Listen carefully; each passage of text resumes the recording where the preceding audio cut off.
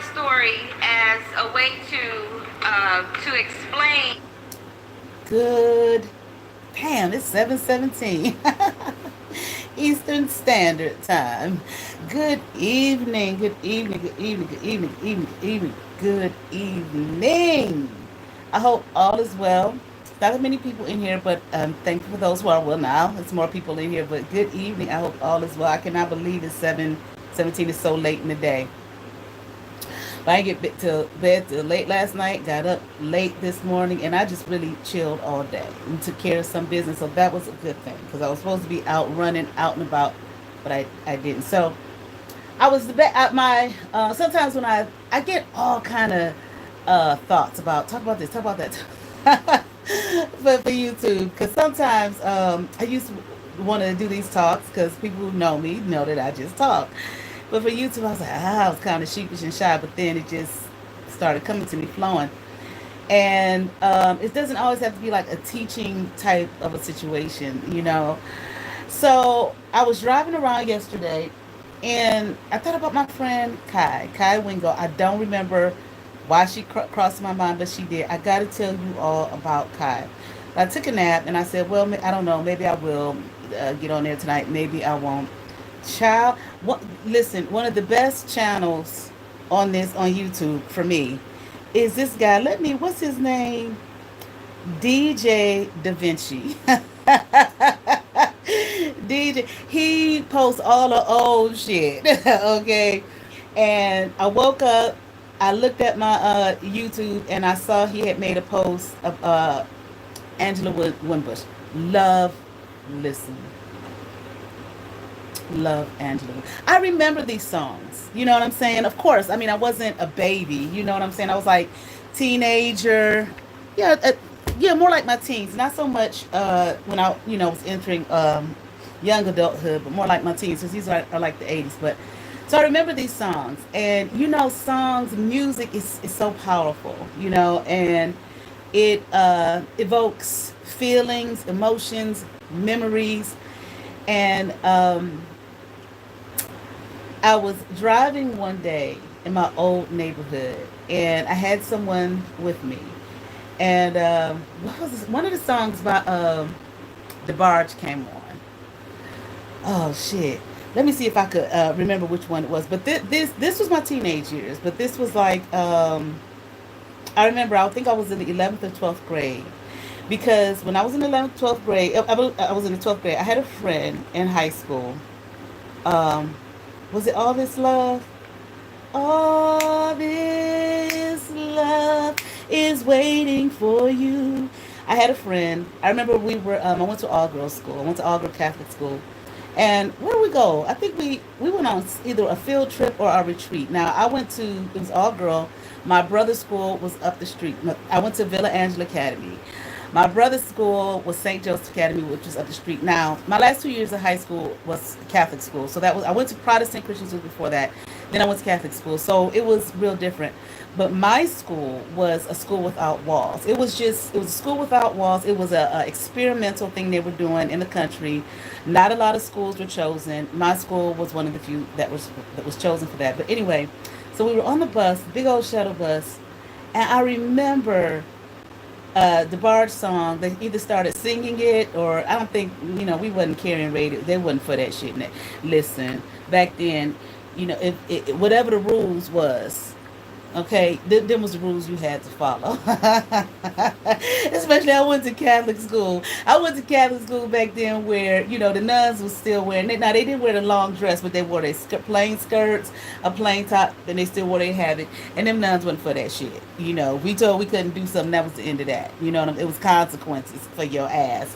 But anyway, I had a friend, her name was Rafia. Rafia loved the barge. Okay, so I was driving through my old neighborhood, and one of the old the barge songs came on, and I just started singing. I was riding with some, she know me from shit, and I started just belting this song out. She was just quiet, and I looked at her, I said, I'm sorry, honey, I just memories. I was like, this was my, my old neighborhood. This is where I grew up, in Glenville, for those who know the area. Well, I lived in East Cleveland until I was 11 years old, and then we moved to Glenville area, which was like right up under the bridge. I'll put it that way, you know. And so I wasn't really far from where I grew up. But anyway, I was singing out the song, and I told her I was like, memories. It's just memories running through my head because the song came on the radio. But anyway, child, I was sitting here and I saw that Angela Wimple. I love, love, love, love Angela Wimbush. Oh my God, Renee and Angela. That's how they used to say it back then. You remember the radio when you had the local DJs, and then at night when we had, I talked about it before, we had Pillow Talk and For Lovers Only. Pillow Talk came on like at 9 to 10, and then For Lovers Only came on. And that's how they would say it, Renee and Angela. And then I was scrolling and I saw Anita Baker. What is his caption here? He plays all this guy, this channel shows all the old stuff. Commercials, TV shows, music. DJ Da Vinci, you got to try. Go to his channel if you're really into that. But the thing about it is, with the barge, I remember that time period. It was just like song after song after song after song was so good. This was before. I didn't really care for, in the beat of the rhythm of the night. They just became too poppy. But before that, child, please, song after song after song after song was just, boom, boom, boom. It was the shit. And one of the songs, the beat, it's so many like rap songs and later R&B that sampled so many of those songs from back in the day. And people don't know, like, that shit is old. That beat is old. That rhythm is old. It came from, whatever. So I played the Anita Baker, child. It's just something. It was just like boom.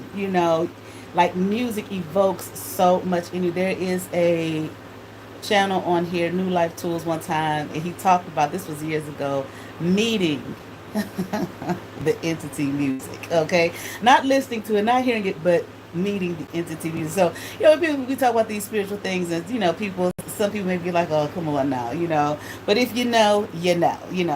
No, I never did. I never met the entity music, but child. And what it say? You gotta, if you go to my community tab where you can listen. Anita Baker, such a powerhouse. I remember the first song that I can remember that I knew was Anita Baker. I was in the eighth. Well, I was in the 7th grade going to the 8th grade because I was home that summer, and they used to always play "Sweet Love" on the radio. I sit at home in the summertime, listen to the radio. They always played "Sweet Love." I remember because my best friend at the time, it was this white girl named Sherry. I'm living in the hood. Sherry lived way out in Hudson. Okay, that's where the white people with money lived. Okay, a real kind of rural area. But we would be on the phone, and we talked for hours, just hours. And I remember listening to "Sweet Love" by Anita Baker. Okay, I did play it. I was playing it a little bit. It's just a short, before you guys came up, because it's you can go look at it, goddamn. Look at the short. It says Anita Baker went to another dimension. You gotta see it. Listen. Okay. Oh yeah. Come on now. In Toledo, she was born in Toledo, Ohio, I believe. No. Don't nobody know. I have listened. She is one person. Anita Baker is one artist I can listen to all day, over and over and over again. Angela Wimbush too. Renee and Angela. I can listen to them. Oh, another one, Atlantic Star. Oh man. Now, it was the only one song I did not like by Atlantic Star. All that a woman should be, and I dedicate my life to you always. I didn't like that song, when I was growing up. But other than that, child, please. There's another bit I can listen to all day. The Barge, I can listen to over and over all day. Those years, the 80s, I don't care what nobody says. I run into so many people, like I said before, my age was just like, shit, I miss the 80s. Okay, well, the music was good and life was fun. Okay, but anyway, so I said, what am I going to do tonight? What am I going to talk about tonight? Am I going to go into Buddhism, the Four Noble Truths, or am I going to talk about Kai? and it came to talk about Kai. So let me tell you about my friend Kai. Okay, I don't know why I feel led to talk about Kai. Kai is deceased. I met Kai here. She's from here. She's in Aries too. I met her mother first. I met her mother at a uh, Bobby Hemmett lecture. Bobby Hemmett, he was lecturing at this bookstore. It was the Egyptian Corner. I knew the owner. I can't remember her name right now, but I knew the owner. It was on East 116th Street in Buckeye. Okay, back in the day, I was pregnant. So my daughter will be 20, so that was almost 20 years ago. Okay, and it was in the summertime. Okay, I used to go to the Egyptian Quarter just to talk to the owner a lot. I mean, she had the most beautiful Egyptian art all over her store. Okay, and then she lived where she lived in her home because I had visited her home because she would have meetings and stuff in her home too. She had all that art in there. I mean, some beautiful shit. Okay, it's not there anymore, unfortunately. Okay, a lot of those kinds of stores and whatnot that speak to black culture, black empowerment here in Cleveland are no more. But anyway, so I used to go in there and talk to her, but she had Bobby Hemmett there one night. He came like on a Friday night. He did a mini lecture there for just a few hours, and then the next day went full, full Bobby Hemmett. Okay, so I was at the lecture the night before at the Egyptian Corner, and I was sitting next to these two ladies. They were older. This one lady had these long dreadlocks, and we were talking about hair. I don't know how we got on the topic of hair, but we were talking about hair. We were talking about hair grease. How people used to use hair grease back in the day, and all that type of thing. And I don't know. She was with her friend. She introduced herself. She introduced her friend.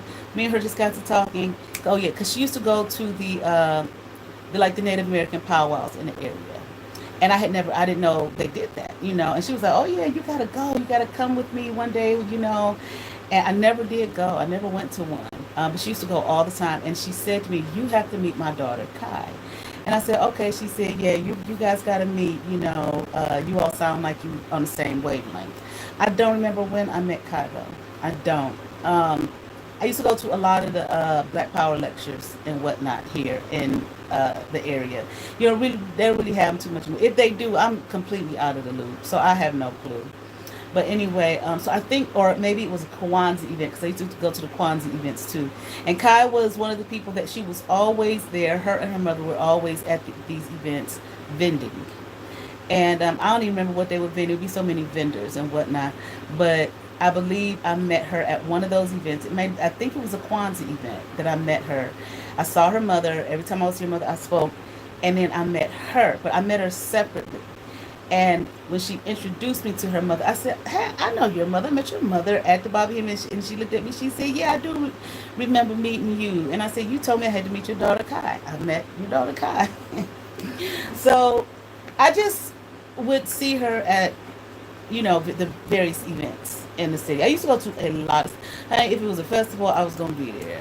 I was always out and about. People used to always be like, "We can't hardly find you. You're always so busy." Just on the go. It's been years since I have done that. But anyway, every time I would see her, I would speak. I posted one of her lectures here in my on my community tab here. Kai was interesting. She was an Aries. She was a March Aries. Her mother was an April Aries. One of her children, she had 3 children. I believe one of them was an Aries. She had a house full of Aries. Everybody was Aries in her home. So it was so interesting. Her mother was an April Aries. Her mother was just an interesting woman. She had these long locks, these long gray locks. She had them shaved on the side, and she had them dyed like purple. And but she was an older woman, but she just had this flair. And Kai was very different. Not that Kai didn't have nothing about Kai, you know what I'm saying? But she didn't have the flair that her mother had. But she had somewhat of an estranged, I think that's how you say it, relationship with her mom. But anyway, so I had known her for years, seen her for years. There's an African dance group here. She was a part of that group. Listen, I went to one of those classes one time. I'm telling you, it ain't enough exercise in the world. If your body is not ready, please, you can forget it. Okay, it was like you talking about some serious, serious cardio. But she used to go to that all the time. That was her exercise. But I went to an event. It was, what was the brother? Was it Tariq Nasheed? Let me see. Who had those videos, Hidden Colors?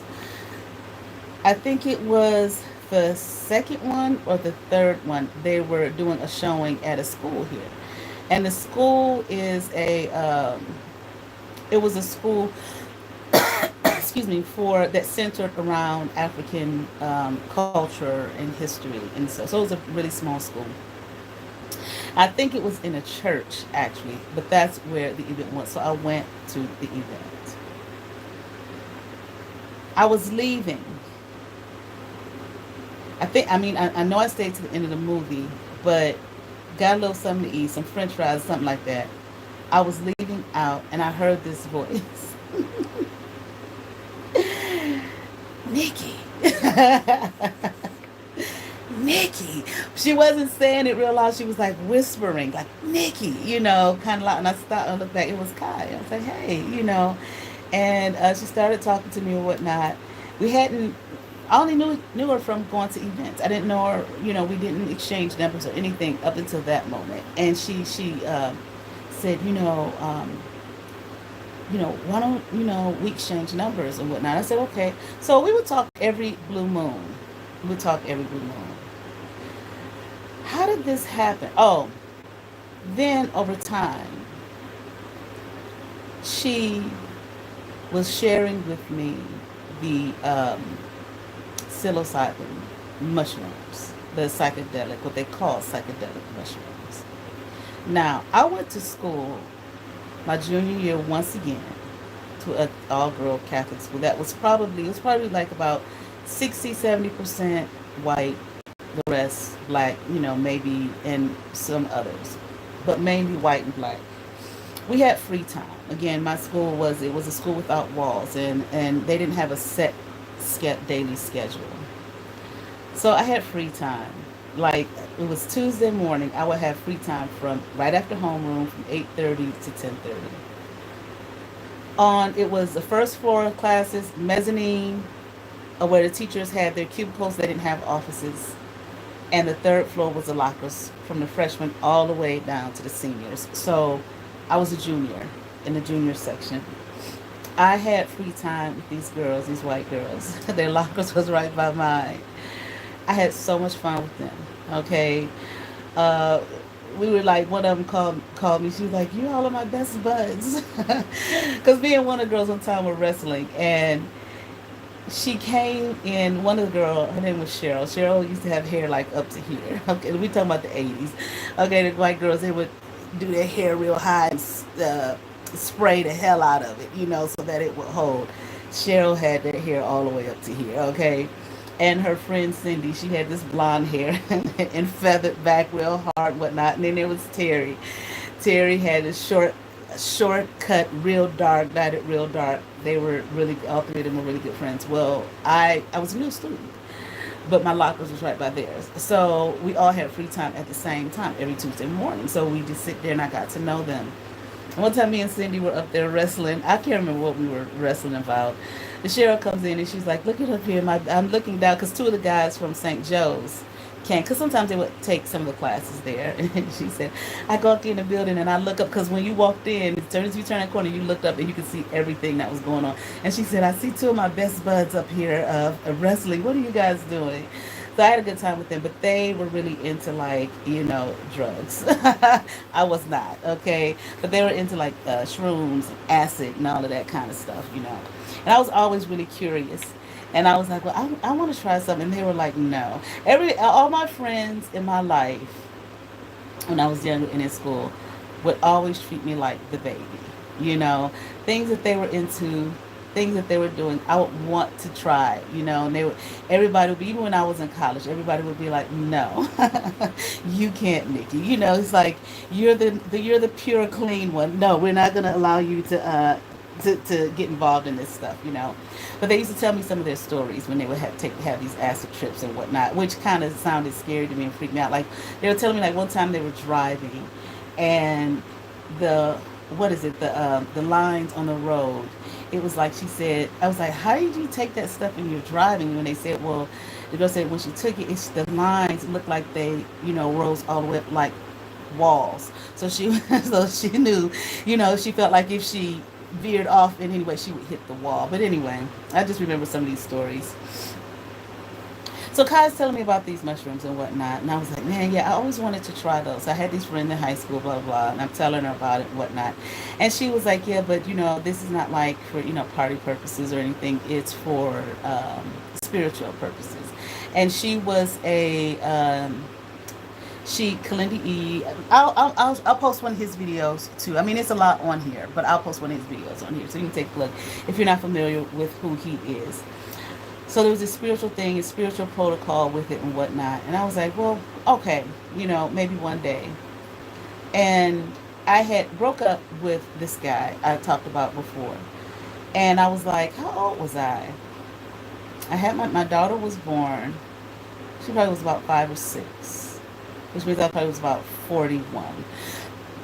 And I was thinking, 41, everything that I've ever wanted to try, I'm going to try. And I haven't done so many of those things in a long time. I had like a list, but up in my head, I wanted to fly a plane. I got an opportunity to fly a plane on Groupon. It was so all this shit on Groupon.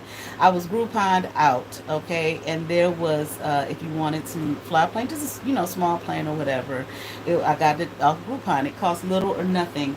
And I can't remember where the place even was, but I went there. The lady raised me, and my daughter came with me, and I flew the plane. Of course, it was kind of like, like when you have a person who's learning how to drive, and the person who knows how to drive actually is with them, and there are two sides, so that they can take control if need be. It was kind of set up like that, but really, he let me do that. It was just, how can I describe it? It was kind of scary. It was a small plane. It just felt like an empty shell. Like there wasn't much protection or anything like that. And you're up in the air. But when we landed, I pretty much let him take over. I did a little bit when we went to, land. I did a little bit. It's so funny. This lady who I thought was a cousin on my mom's side, I took pictures and I posted it on Facebook. And you didn't fly no plane. Yes, I did.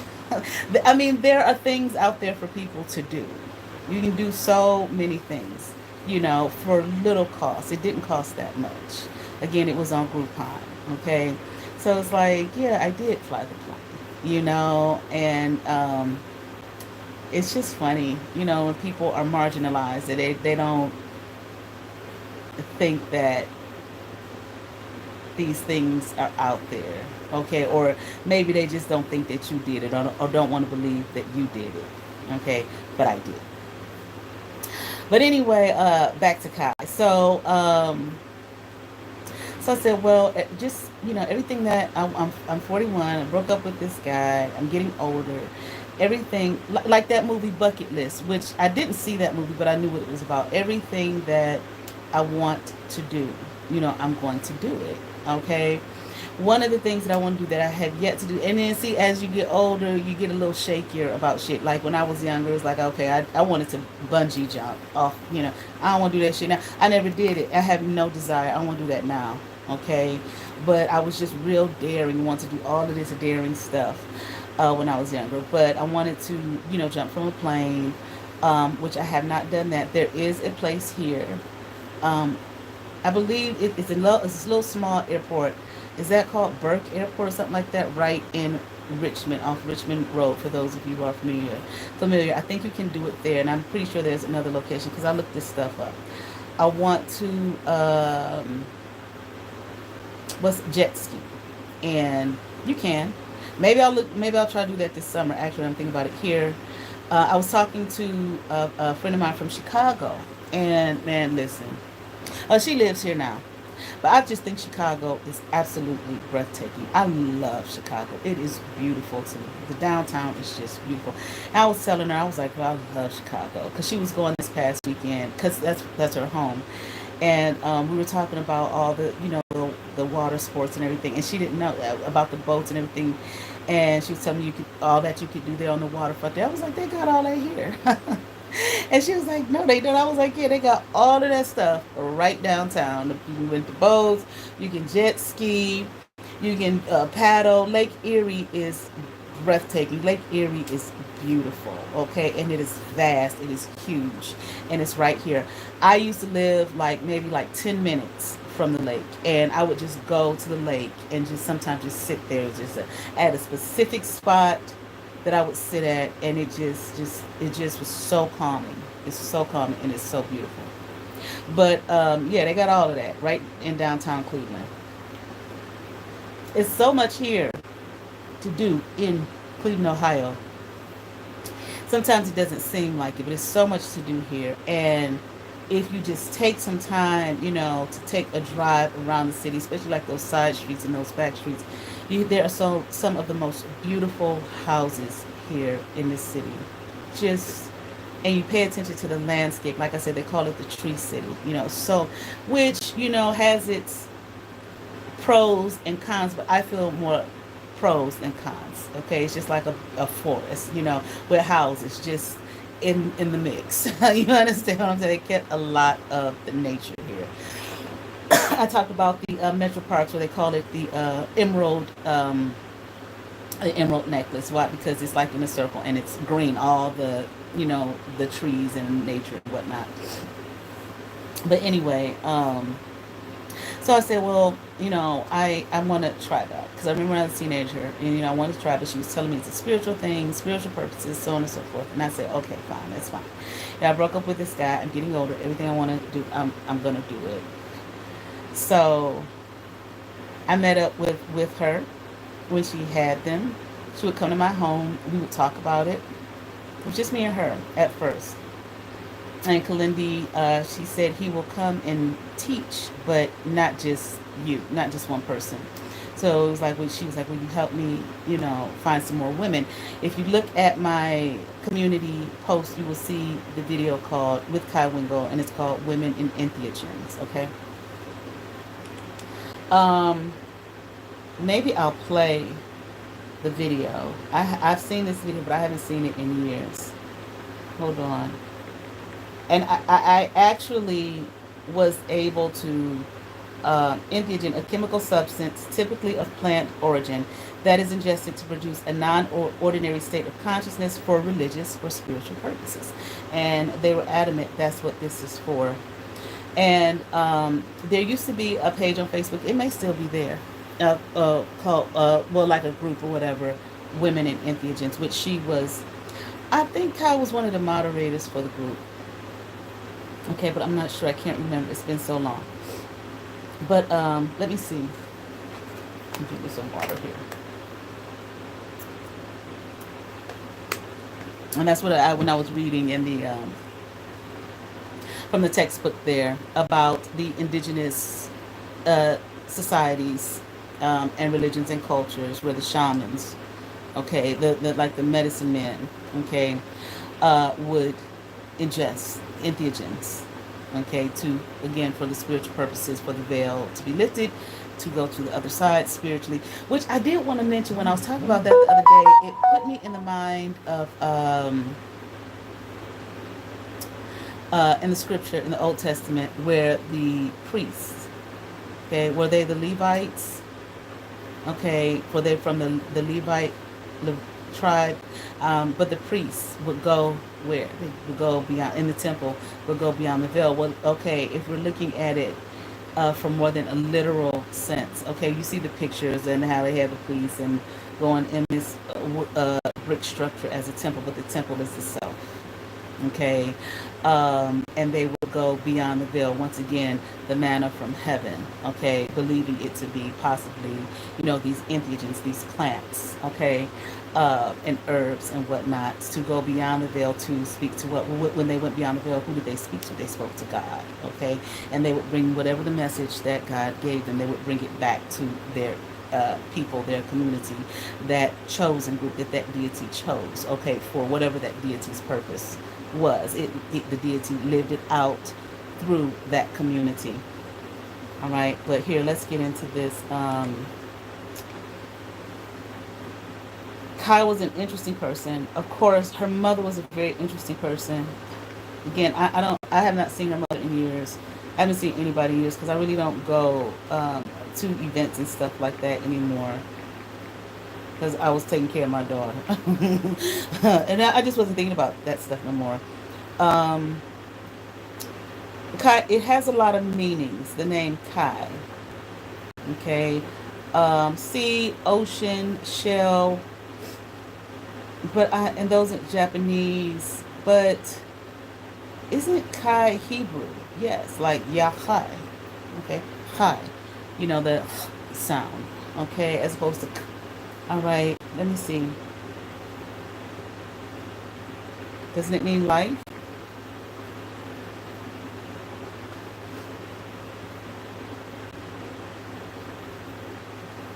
Hmm. Well, I'm not finding it here. Saying it doesn't have a meaning in Hebrew, but you know, they have changed things. Like my name, Kenyatta. Now you look it up, it's saying it means Tuesday, born on Tuesday or some shit like that.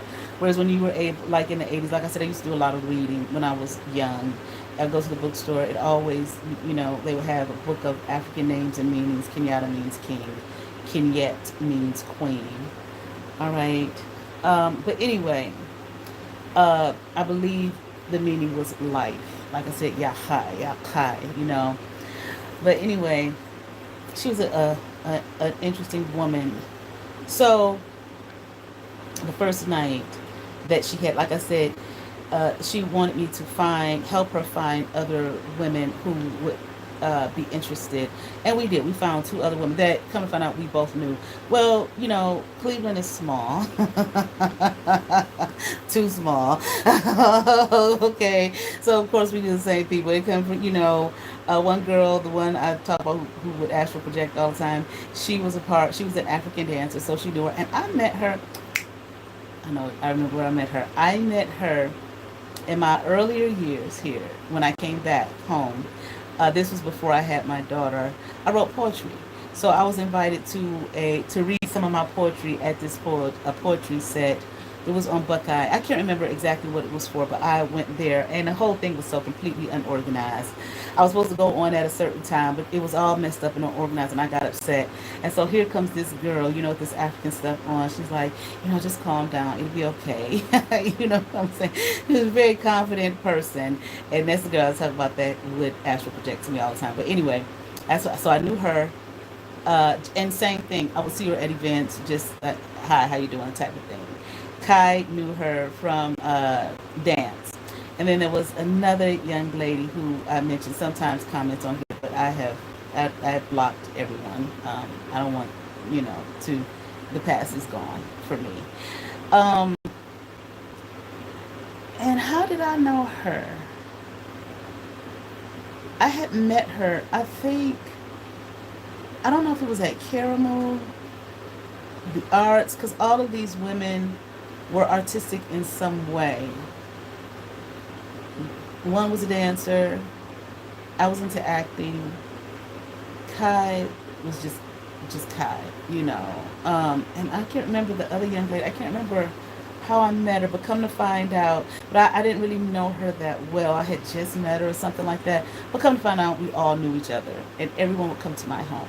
Okay, on because like I said, me and Kyle would just meet up on the weekend on Saturdays and talk about this whole process with entheogens and everything. And she told me about Kalindi and everything, and then we invited them, and they started coming. And with that, Kalindi felt like it was enough, so she put together a whole workshop for him to teach us how to grow them. And what was that workshop? I can't remember what was that. It wasn't anything seedy or anything like that in anyone's home. It was in an actual I can't remember, honey, where we were. Some one of them out there, y'all remember. I know y'all remember. One of y'all remember out there where it was. But it was a nice amount of us, and he came, he lectured, and talked about entheogens and his experience with them, and some of the experiences that he had when he took them out. And I remember I asked him, I said, "What was your first dosage? How?" Because they said for at least for African Americans, okay, people of color, they were saying that your first dosage for the spiritual purposes now, understand, should be 5 grams. Well, was it Terrence McKenna? He says that that's the heroic dose. Okay, well, that was a starting dose. And it was this belief that the abundance of melanin would allow a person to take a larger dose. Okay, and the absence of it would not. All right, but anyway, so he was lecturing and he was, man, listen, some of his stories were just so interesting. And I remember asking him some story he was telling me, and I was like, well, how do you know, that that's the case? Something about, out there in the ethers and whatnot. And he said, you tell me. And I was like, I'm asking you the question. And he was just like, you'll be able to answer. So in other words, after you take them, you'll have the answer that it is that you seek. Okay, but anyway, so he was telling us that his first dose wasn't 5 grams because he didn't know what he was doing. I think he got a bag from someone or whatever, and his first. I said, well, how much was your first dose? And he said it was like 30 grams. Now, anybody out there who knows anything about taking mushrooms, okay, again, spiritual purposes, people, okay, um, 30 grams, and he said it was in 1972. I met him when I was in my 40s. And I said, 30 grams, because at that point I had already taken my first 5 gram dosage. And I said, how did you handle that? How did you take that? And he said, I'm still trying to process it now. Like all these years later, 40 some years later. And I said, I know that you are. It's no wonder, a wonder you didn't lose your mind. Okay? Because it is not something that to play with. Now I know some people take it in these small dosages for party purposes, and they see various colors and all that. Very small dosages. Okay, and again, then you have your micro dosing, which has been studied, that has been found to help people with mental illness and depression and anxiety and so on and so forth. Okay, they've done a lot of studies on that. But anyway, I was blown away. And I mean, it actually scared me to hear him say that. I remember my first dosage was 5 grams. And the protocol was that when you take them, you would take them at night. Okay. Um, you didn't want to eat a lot. So like not maybe like an hour before you took them. Okay, so you don't want to have a lot to eat, maybe like an hour or so before you. I think an hour, maybe 2 hours, something like that, before you took them. She kept warning me that they were nasty. So she kept telling me get ready for the taste because they're nasty. And so you want to be in your room naked. Why? Because um, clothes are okay. It's believed that clothes, are living things as well. So you want it to be free, and definitely be free of any kind of hindrances and whatnot. In your room by yourself, completely dark. Again, why? Why dark? The taking of them was about yourself. Again, you know, um, going into the temple. The temple is the self, the body. Okay. Um, it's not about anything or anyone outside of you. Okay. What you will learn when you take them. Okay. So it is a time for you to sit with yourself completely. So they didn't want people to take them if you have not been able to deal with yourself. See, some people are dangerous, okay, because they want people to do things because they want to show off that they know something and whatnot, and don't know the protocol of things. They will have people doing things that they're not ready to do these things. So, excuse me, the teaching was, if you have not dealt with yourself, any kind of issues that you have, okay. Now we have a lot of issues, some that we don't even know that we have. Okay, the mushrooms damn sure gonna show you the ones you don't know that you have. All right, um, but for ones that you do know that you have, if you're not willing to look at yourself, okay, like maybe you would say, do your shadow work or whatever, or just whatever. There was a story one time that they had a circle. This was before, you know, I met Kalindi, and there was a woman who took some, and she just got angry and was throwing things, just crazy, you know. Well, come to find out, the woman had I don't know if it was more than one, but it was something about an abortion, and she had not dealt with the what having one. Okay, just completely suppressed it, ignored it. Well, the mushrooms are going to lift the veil. Okay. Not just what supposedly, it's not about what's seeing anything outside of yourself. Lift the hidden things within the self. Okay, so, and that's what he was saying, and he was like, well, why didn't you say anything? Why did you take these knowing that, and again, she just didn't want to deal with it, but she was forced to, because once you ingest them, they're in your system. You take them at night, okay, um, you take about 11 o'clock. Well, they're not, there's nothing you can throw up out of your system. It's nothing you can, use the toilet or whatever. And for those who want to distort my words, okay, and what I'm sharing here, um, it's food. It is a literal mushroom. There's nothing added. There's no chemicals or anything like that. Again, like I said before, like the herb that so many people smoke called marijuana. Okay. Um, so it's food.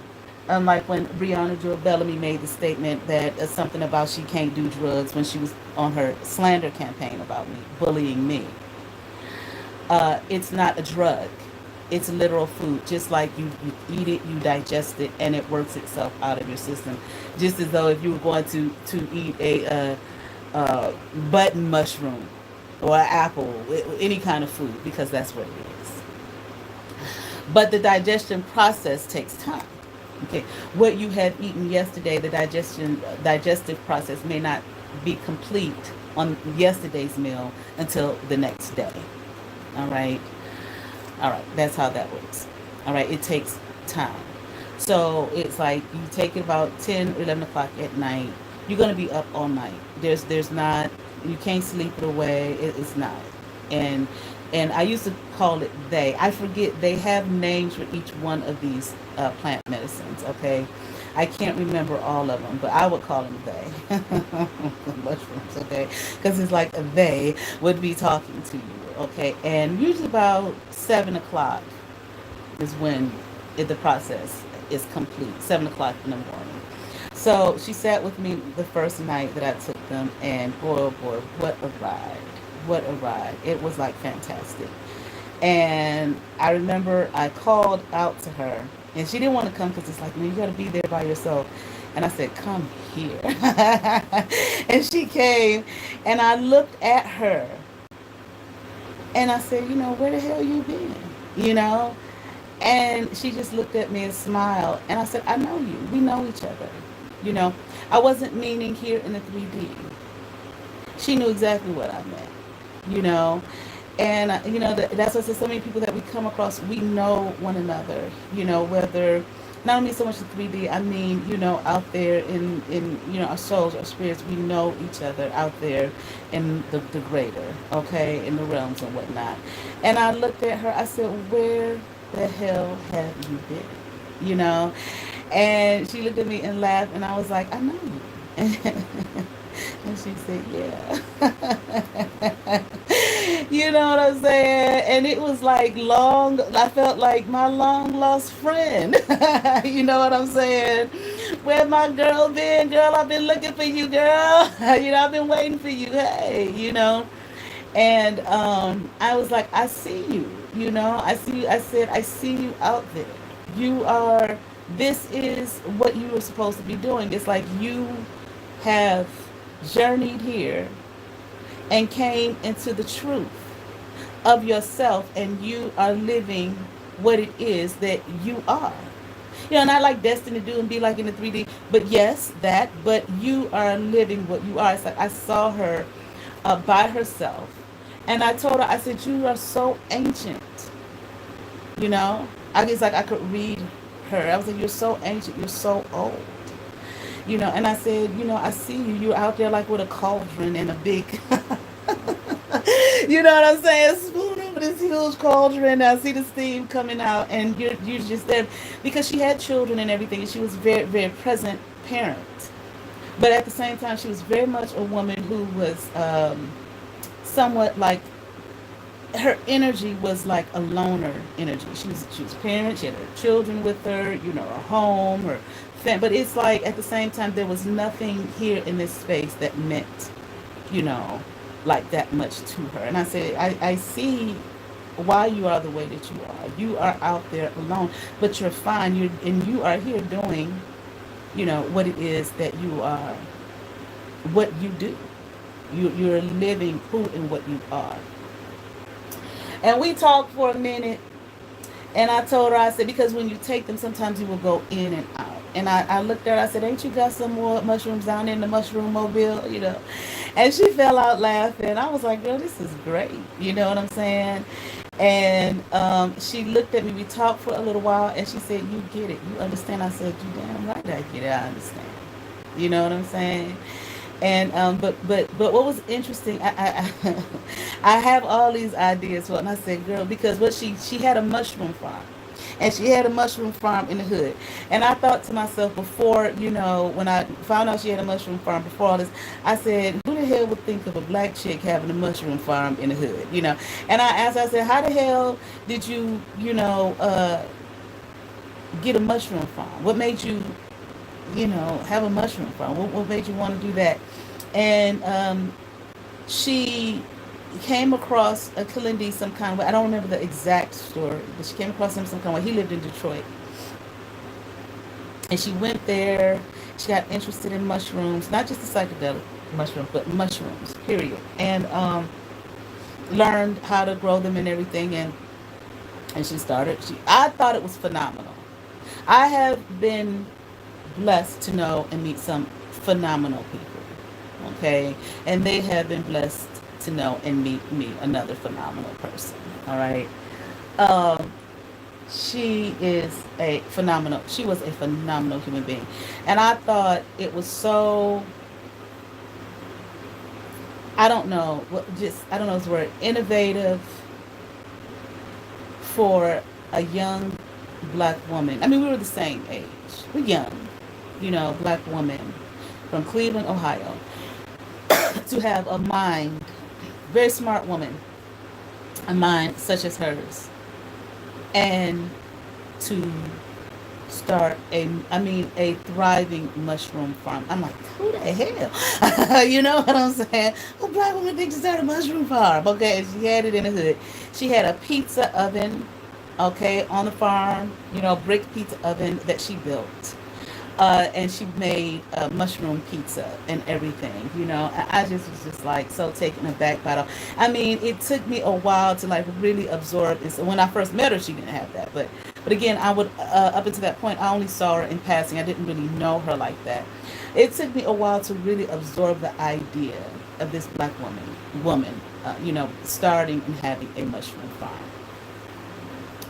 farm. Very intelligent woman as well. I'm not so much going to talk about what happened during my journeys here. I'm just talking about her. I was the post that I put up, the video is her at a conference about Entheogens. I think I'm not sure where this one was, the one that I posted, but there is one, it could be that one, but I don't think so. She even was able to go to England and speak on women in Entheogens. I was blessed myself and favored to speak at an Entheogen conference here in Cleveland, Ohio. But this was after her passing. But Kalindi was still living. And it was just kind of like devastating. It was one of those things like just here listening about Malcolm Jamal Warner. Like when I saw that the other day, I was like, huh? It just I just couldn't believe it. It was kind of like that. What happened? Me and her, we had a falling out at one point, and we didn't talk. It wasn't no long period of time. We didn't talk, and then I think I reached out to her, and we started talking again. But it wasn't long. She was doing this fast. Kalindi. Kyle was extreme. I used to be extreme. Okay. That's that Aries in us. Okay. She was extreme. And she was doing this fast where she was only drinking water for like, I don't know, a long 30 days or some shit like that. It was a long time. But she had done it before. So I remember one day, we were, reestablishing, our relationship with one another. And I remember one day,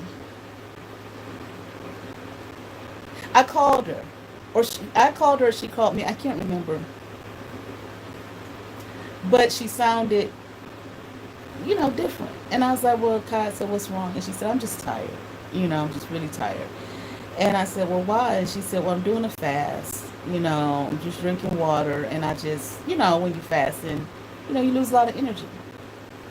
And I told her, I said, well, okay. And she had to go, but she still had to live her life, had to pick up her children and blah, blah, blah, do all this stuff. And I was like, okay, well, Kai, just be careful. And she was like, oh, yeah, I'm fine. I said, okay. One day, I remember I was standing in my kitchen. I was by my sink.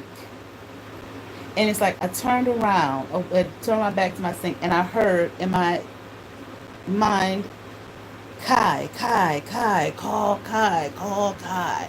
Like really hard. Kai, call Kai.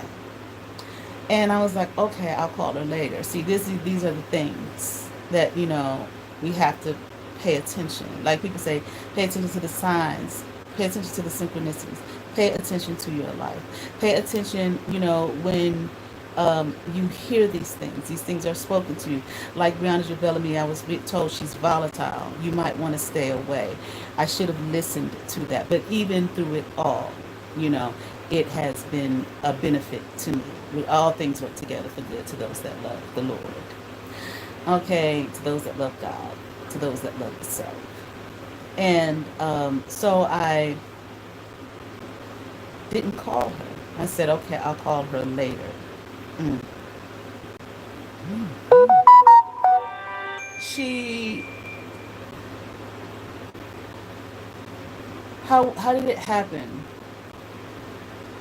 I think it was like a day or two after that. Couldn't have been the very next day, but it wasn't like a week or anything. And I remember when she was telling me that she was fasting, I wanted to tell her, maybe you should just drink maybe some broth, or something. Just a little soup, something. But I didn't. So, next thing I know, I think I woke up, I think I saw it on Facebook. Maybe her mother posted something about her being in the hospital. And I said, oh, Lord. So I called someone. I don't know if I called her. I can't remember who I called. And they were like, she's in the hospital, like, I think, like, on life support. Well, the lady who raised me had been a nurse. And from what I remember, if that's what it is, yes. It's like at that point, I remember driving there, and I had this young woman with me who I call Bleeding Z, which I kind of wish I did not have her with me. But I did. And I asked her if she wanted to go with me to see Kai. But I knew as I was driving there, I was like, this is she's not going to live. Because usually when they have you on life support, that's pretty much just, preliminary for them to take you off.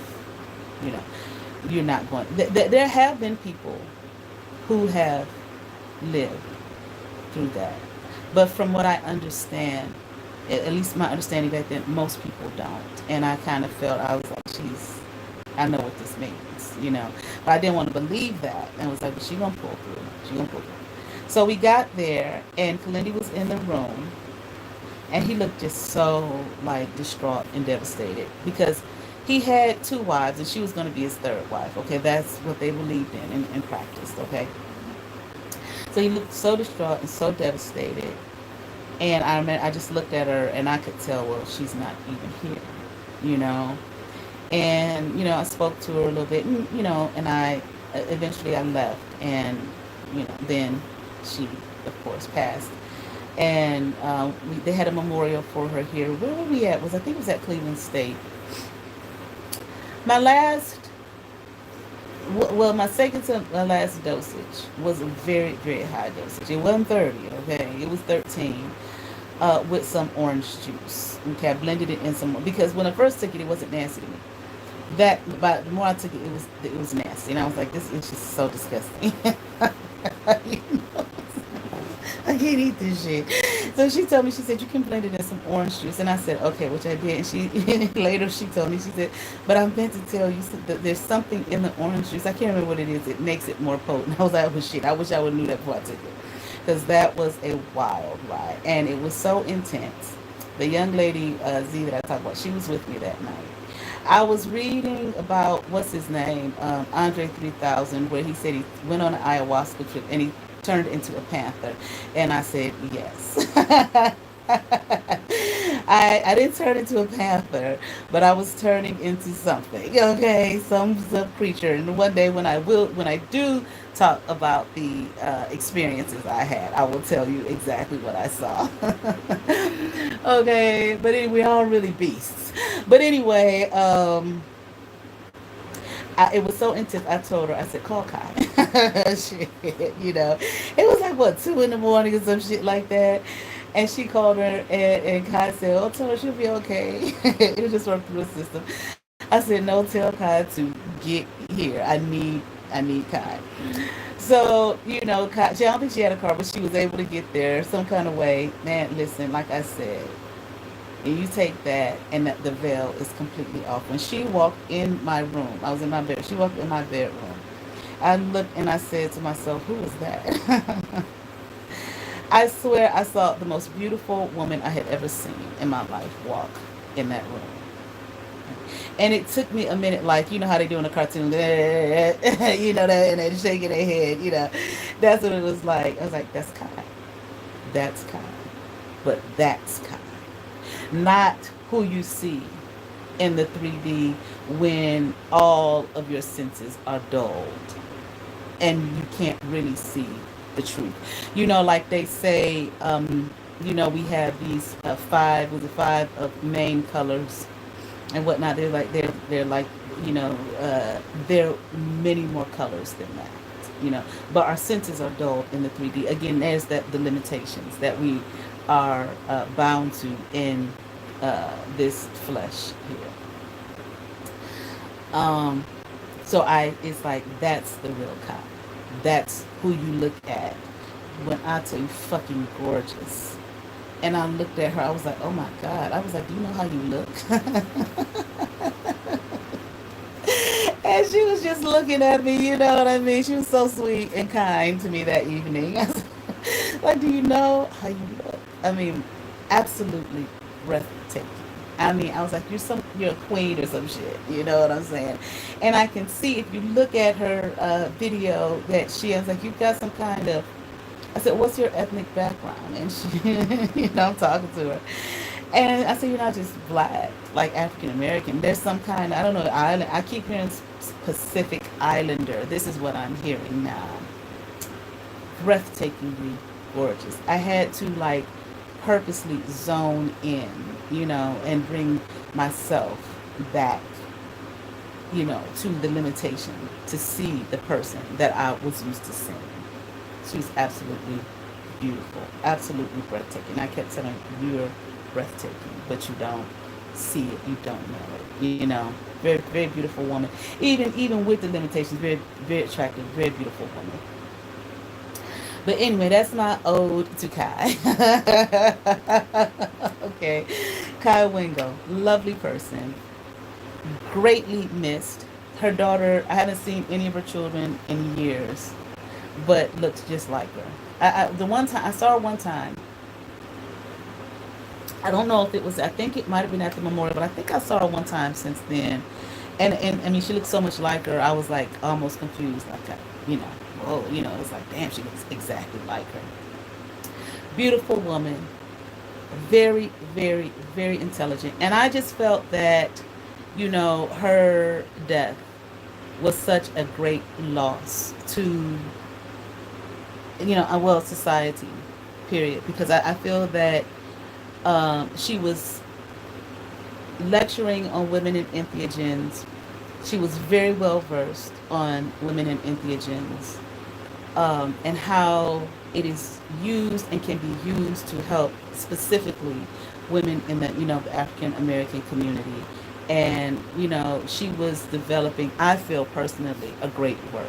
You know, that's not to say that she felt that everyone should take, you know, the dosages um, that I was taking, or that she took, or that others took. Absolutely not, because of her study and her work, she knew that that was not for everyone, nor could everyone. I think Kalindi was the opposite, though. I think he felt more like me. Everybody should take shit. You know, that's how I felt at first. But then over time, you know, just in my experience, I was like, no, this is not for everyone. You know, and truly, when we study the indigenous cultures and the societies and the shamans and whatnot, no, that's not for everyone. I mean, I know in America not everybody do everything. You know, there's just no separation of anything, no respect of people's statuses, their positions, their abilities, you know, who they truly are. Okay, even though we've been all thrown into one big pot as though everyone is just the same, and that's just not the case. I'm not saying one is better than the other. I'm just saying that everyone is not the same. Okay, in these cultures where there was organization. Okay, um, what do you call it? Not so much positions and titles, sure, but more so. What would it? Hold on, let me think. Not so. I don't know if you want to call it duties, or you know, this is what the shaman would do, but that's not what the lay person would do. What the shaman does, okay, or the medicine man, or the spiritual leader, or so on and so forth. Okay, is what I'm trying to say.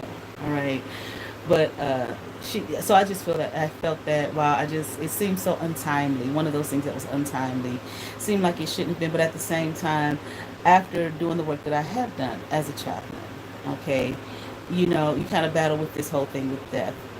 I will talk about my experiences as a chaplain on another video. And I felt like, you know, when I was a chaplain, I did see a lot of death, you know, and the death is a part of living. You know, that's just a part of the process, you know, of living life. So,